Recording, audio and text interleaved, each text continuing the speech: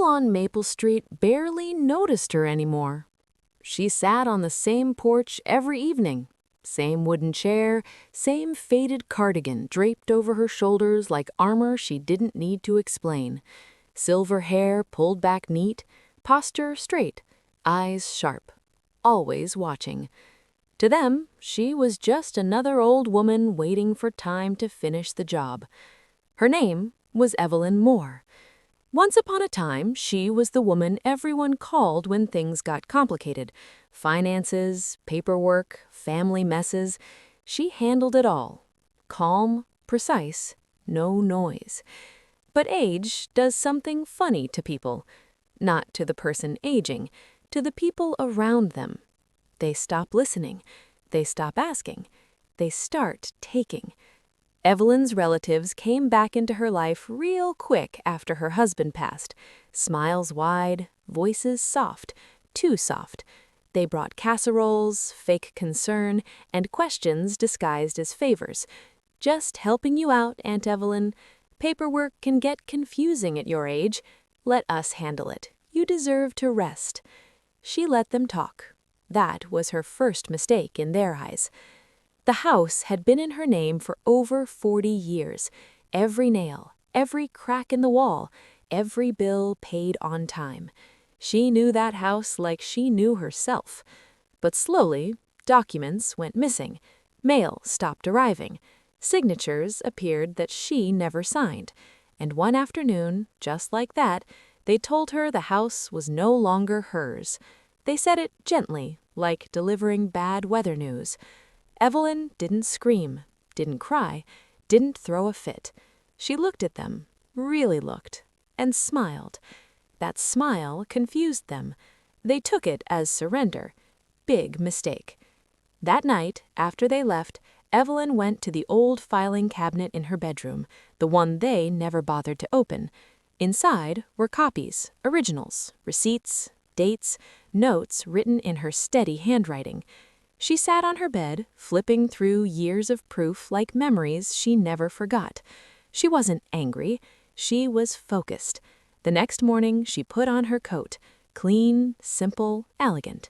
She didn't tell anyone where she was going. She walked 3 blocks to a small legal office squeezed between a bakery and a barber shop. No fancy sign, no loud promises. Just experience. The lawyer looked surprised when she walked in. Not because she was old, because she knew exactly what to say. Names, dates, property IDs. No confusion, no hesitation. He leaned back in his chair and said, "Ma'am, this is going to take time." Evelyn nodded. "I've got nothing but time," she replied. And just like that, the game started. Back at the house, her relatives were already making plans, talking about selling, renovating, splitting money, laughing like the job was done.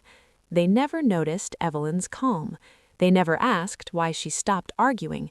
They never realized that silence doesn't mean defeat. Sometimes it means someone is loading the gun slowly, very slowly. And when Evelyn sat back on her porch that evening, watching the sun dip low, she whispered to herself, "Let them enjoy it. This isn't the ending." If there's one thing greedy people have in common, it's this. They get loud when they think they've already won. Evelyn noticed it fast. Her relatives stopped whispering. They started bragging, talking money at the dinner table, arguing about who deserved what before anything was even finalized. They walked through the house like it already belonged to them, measuring walls, talking renovations, laughing about flipping it quick, right in front of her. And Evelyn? She stayed quiet. She brewed coffee every morning like always, watered her plants, sat on her porch in the evenings, same chair, same calm. To them, she looked defeated. To the lawyer downtown, she looked dangerous. Every Tuesday morning, Evelyn showed up at that small legal office. Same time, same outfit style. Calm, collected, locked in. She brought more proof every week.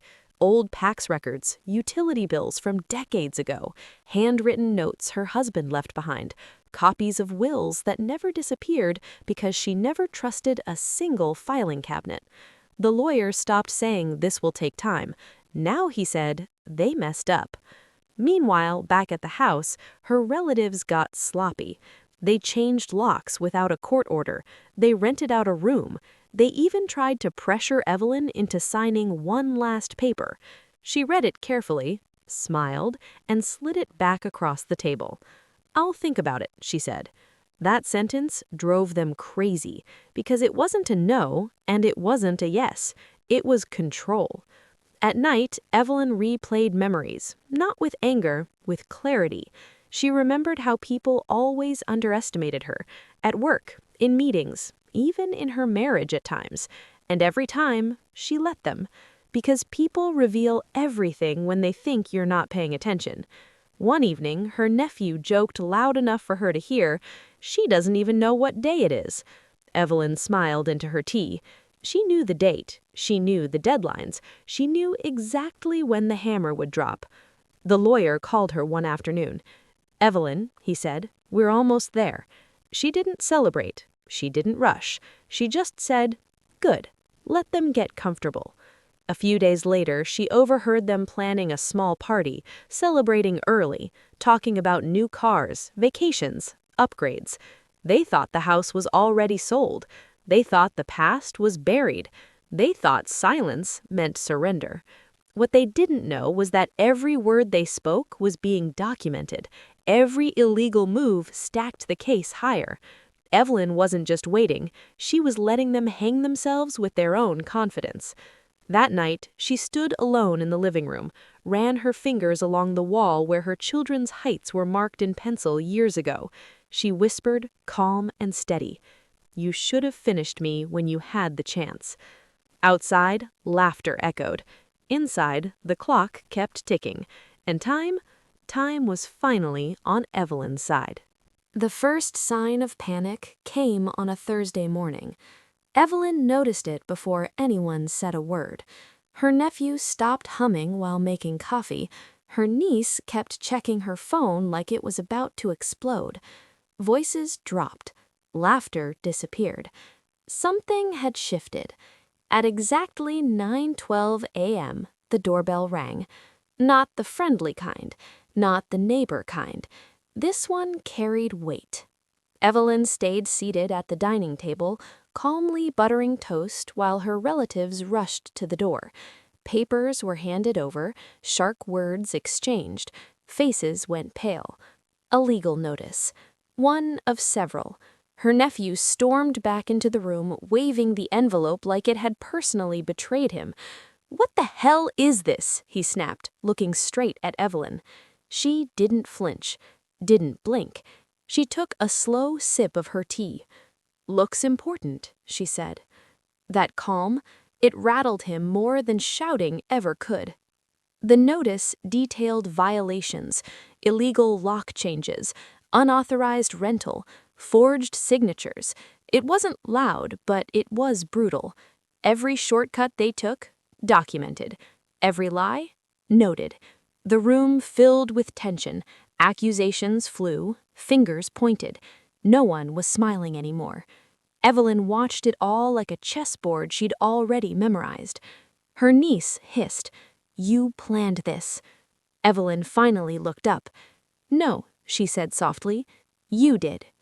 That night, the house felt different. Doors slammed, phones rang nonstop. Everyone suddenly needed a lawyer. Everyone suddenly remembered they might have crossed a line. Evelyn went to bed early. She slept better than she had in years. The next morning, she walked to the legal office again. Same calm pace, same coat. The lawyer smiled when he saw her. "They're scrambling," he said. "That's good." She nodded. "Next step?" she asked. He slid a document across the desk. A court hearing date, not weeks away. Days. Back home, her relatives were unraveling. The confident talk about selling the house vanished. The renovation plans stopped mid-sentence. Fear crept into their voices. They tried guilt. "You'd really do this to family?" They tried threats. "You don't know how ugly this can get." They even tried kindness again, fake smiles, soft voices, offers to talk it out. Evelyn listened to every word and said nothing, because silence now wasn't patience, it was power. Late one evening, her nephew cornered her in the hallway. "You think you've won?" he whispered. Evelyn looked him dead in the eye. "I don't think," she said. "I know." That was the moment he understood. This wasn't an old woman holding on to memories. This was a woman reclaiming what was stolen, and she wasn't done yet. The court date loomed closer.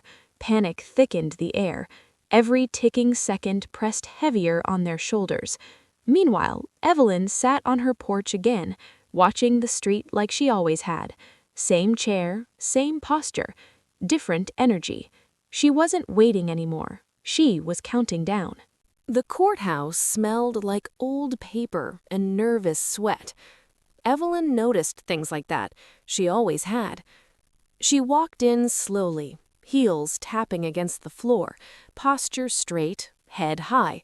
No rush, no fear. She wore a simple navy coat, hair neatly styled, hands steady. She looked less like a victim and more like someone who already knew how this would end. Her relatives sat on the opposite side of the room. They looked nothing like the confident people who once laughed about selling her house. Now they looked tired, frantic, suits wrinkled, eyes red, phones clutched like lifelines. Their lawyer whispered urgently, flipping through papers way too fast for comfort. Evelyn sat down beside her attorney and folded her hands in her lap. She didn't look at them. She didn't need to. The judge entered. Everyone stood. Everyone sat. And suddenly, all those lies they told themselves started collapsing under fluorescent lights. The case unfolded piece by piece, calm, methodical, ruthless in its precision. The lawyer laid out timelines. Dates didn't match. Signatures didn't align. Permissions never existed. Every illegal move they made came back on a screen, blown up large enough for the whole room to see. Emails, rental agreements, lock changes. Each one landed like a punch. Evelyn's relatives shifted in their seats. One of them shook their head slowly, like disbelief might somehow undo reality. It didn't. Their lawyer tried damage control. He spoke fast, used big words, talked about misunderstandings, intentions, family dynamics. The judge didn't look impressed. Then came the moment no one expected. The judge turned toward Evelyn. "Mrs. Moore," he said, "would you like to say anything?" The room froze. Her relatives leaned forward, nervous, angry, afraid. This was what they'd been waiting for her to slip, to ramble, to sound confused, old, emotional. Evelyn stood. The room went quiet in a way that felt heavy. She didn't raise her voice. She didn't dramatize a single word. "I trusted them," she said, "and they mistook trust for weakness." She paused. Let that breathe. "I stayed silent because I wanted the truth to speak louder than I ever could." She looked directly at her relatives for the first time. "You didn't take advantage of my age. You took advantage of my kindness." She sat back down. That was it. No tears, no anger, no begging. And somehow that made it devastating. The judge nodded slowly, made a note, and called a recess. Outside the courtroom, everything unraveled. Her nephew snapped, blaming everyone but himself. Her niece cried on the phone, whispering about settlements and penalties. Their lawyer stopped making promises, because now he knew they weren't winning. When the court resumed, the ruling came down clean and sharp. Ownership restored, illegal actions documented, financial penalties imposed, immediate vacate order. The house was hers again. No applause, no cheers, just the sound of breath leaving lungs that had been holding it too long. Her relatives stared straight ahead, stunned, some angry, some broken. Evelyn didn't look back as she walked out. She didn't need to see their faces. She already knew what regret looked like. Outside, the sun hit her face just right. Warm, honest. She took a deep breath. Not relief, completion. But one thing remained. Justice wasn't finished yet. The house was quiet when Evelyn returned. Too quiet. No voices arguing over money, no footsteps pacing the hallway, no laughter that didn't belong there. Just stillness, the kind that settles after a storm finally passes. She stood at the doorway for a moment, keys in hand, taking it all in. 43 years. That's how long she had lived within these walls, raised kids, buried her husband, paid every bill, fixed every crack, loved every corner. And for a while, she'd been treated like a guest in her own life. She unlocked the door and stepped inside. The air felt different, lighter, like the house had been holding its breath, too. Boxes were stacked near the walls where her relatives had rushed to pack, half-finished plans left behind, paint samples still taped to the fridge, a reminder of how confident they'd been, how sure. Evelyn moved slowly through each room, not because she was tired, because she was present. She ran her fingers along the kitchen counter, remembering late-night talks and early morning coffee. She paused in the hallway where pencil marks still showed how tall her kids had grown, year after year. They'd tried to erase her. They failed. Outside, movers loaded the last of her relatives' belongings into a truck. No eye contact, no apologies. Pride bruised beyond repair. One of them finally spoke. "You didn't have to go this far." Evelyn turned calmly. "Yes," she said, "I did." And that was the end of the conversation. That evening, she sat on her porch again. Same chair, same street, but this time the air carried something new. Respect. Neighbors waved differently now. Slower, softer, like they finally saw her. Evelyn poured herself a cup of tea and watched the sky change colors. Orange, pink, deep blue. She thought about everything she'd been called over the years. Too old, too quiet, too passive.